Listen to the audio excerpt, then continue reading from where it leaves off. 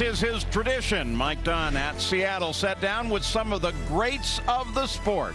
Here's Mike.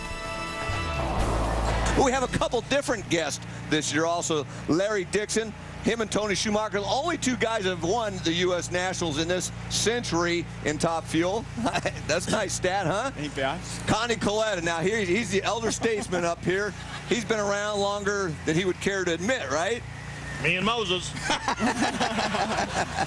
He actually went to the U.S. Nationals before it was even at Indy back in Detroit. I think the first year was probably 58 or 59. 59. Yep, and then, of course, John Force. What can you say about John Force? 14-time world champion.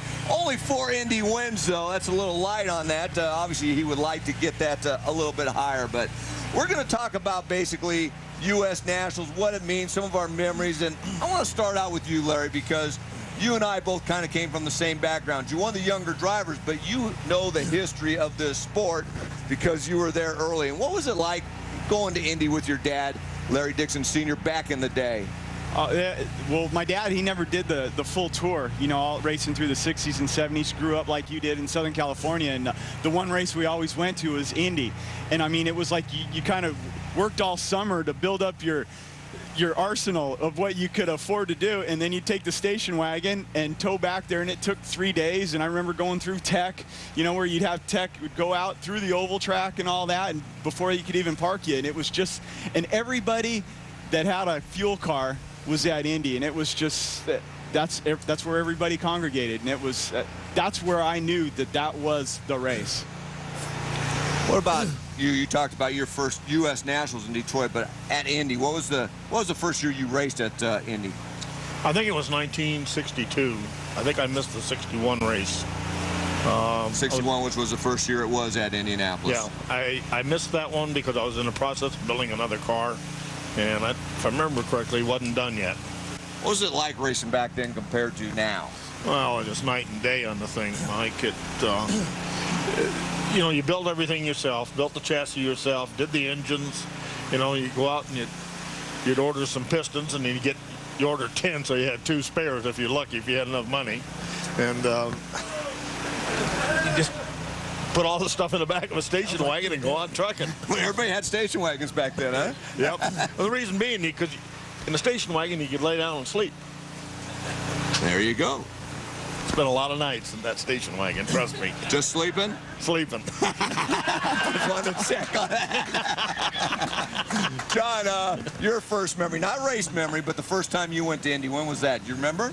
Oh, in the 80s sometime, I think. Now, you raced in 79 was the first time you competed. You didn't qualify. I had to throw that in, but... In 79, I went to Indy? 79, according to our stat man, Lewis Bloom, said that was your first U.S. Nationals you DNQ'd.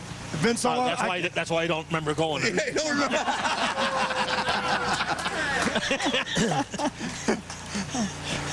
You made him speechless, Connie. You're the king. Oh, my God. Hey! So then what was your first memory of it, John?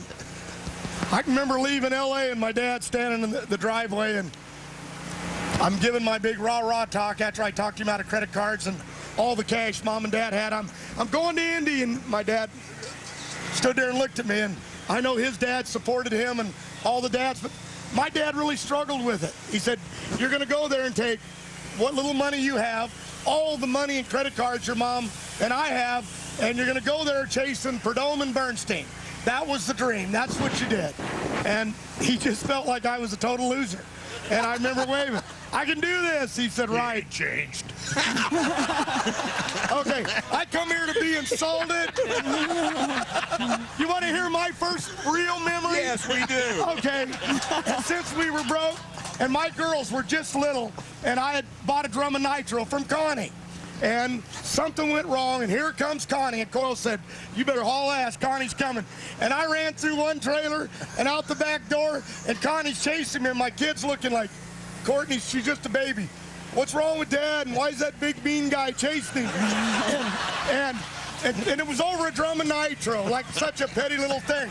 But, okay, and I said to my girl, she said, what happened, Dad? Connie and I, we worked it out because, you know, he's a gentleman, And I said, He didn't have any money. no, I said that I would write you a check for the nitro. Wow. Like he said. It's not that I didn't trust him. I never said it'd be good. And Courtney said, what happened? I said, you never lie. Never lie. She said, but he said you lied. I said, no, I said I'd write him a check. I never said it would clear. Those are the kind of experiences I had. What the hell you want me to sit here and say? You already all insulted me. Who insulted you? On the Dixon and Connie show, we all went and won Indy. I'm sorry, John. Loser. Now look what you done, Connie. He's got 125 wins and he's crying. Yeah, I know. What's up with that? I'm not feeling his pain. Are you, Larry? No.